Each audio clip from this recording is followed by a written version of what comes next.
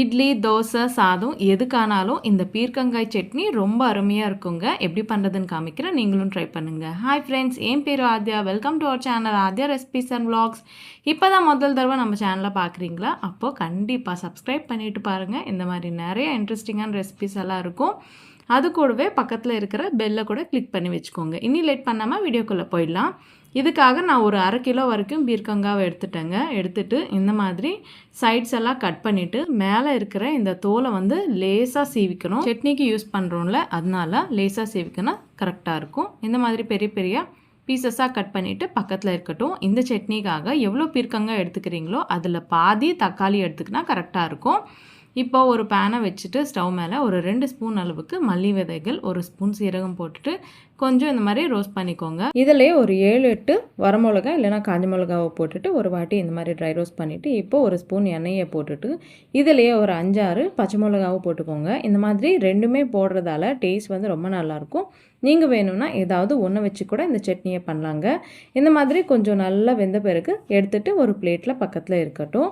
இப்போது இதே பேன்லேயே கட் பண்ணி வச்சுட்டு பீர்க்கங்காய் பீசஸ்ஸு, அது கூடவே தக்காளி பீசஸை கூட போட்டுக்கோங்க.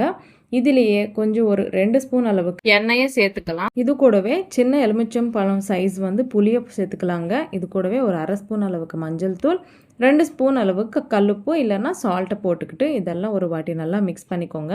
மிக்ஸ் பண்ணிவிட்டு மூடியை வச்சுட்டு மீடியம் ஃப்ளேம்லேயே இதெல்லாம் சாஃப்டாக குக் ஆகணும். ஒரு 10 நிமிஷம் ஆனால் கரெக்டாக குக் ஆகிடும். பார்த்தீங்களா, இந்த மாதிரி நல்லா வெந்தணும். ரொம்ப ட்ரையாக இருக்கக்கூடாதுங்க. இந்த மாதிரி கொஞ்சம் ஜூஸியாக இருக்கும்போது இறக்கிட்டு இதெல்லாம் நல்லா கூல் ஆகணும். இப்போ ஒரு மிக்ஸி ஜார் எடுத்துகிட்டு முன்னாடியே ஃப்ரை பண்ண இந்த ஸ்பைசஸ் எல்லாத்தையுமே போட்டுக்கலாம். இது கூடவே 4 பூண்டை கூட போட்டுக்கோங்க. போட்டுட்டு இந்த மாதிரி நல்லா கிரைண்ட் பண்ணிவிட்டு இப்போது முன்னாடி குக் பண்ணி வச்சுட்டு இந்த பீர்க்கங்காய் தக்காளி பீசஸ் எல்லாம் போட்டுட்டு கோர்ஸாக கிரைண்ட் பண்ணிக்கோங்க. ரொம்ப ஃபைன் பேஸ்ட்டாக ஆக வேணாம், இது பக்கத்தில் இருக்கட்டும். இப்போ இந்த சட்னியை தாளிக்கணும். அதுக்காக பேனில் ஒரு 2-3 ஸ்பூன் எண்ணெயை போட்டுட்டு எண்ணெய் சூடான பிறகு தாளிப்பு பொருட்கள், அது கூடவே கொஞ்சம் வரமிளகா கருவேப்பிலை போட்டுட்டு இதெல்லாம் நல்லா ஃப்ரை ஆன பிறகு முன்னாடியே கிரைண்ட் பண்ணி வச்சுட்டு இந்த பீர்க்கங்காய் சட்னியை கூட போட்டுக்கலாங்க. இந்த சட்னி எண்ணெயில் போட்டுட்டு ஒரு 5 நிமிஷம் நல்லா லோ ஃப்ளேம்லேயே வேகணும்.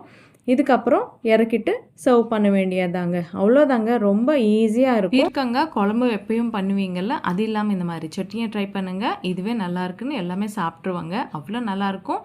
கண்டிப்பாக இந்த வாட்டி ட்ரை பண்ணிவிட்டு எப்படி இருந்தது எனக்கு கமெண்ட்டில் சொல்லுங்கள். இந்த வீடியோ உங்களுக்கு பிடிச்சிருக்குன்னு நம்புகிறேன். பிடிச்சா கண்டிப்பாக லைக் பண்ணுங்கள்.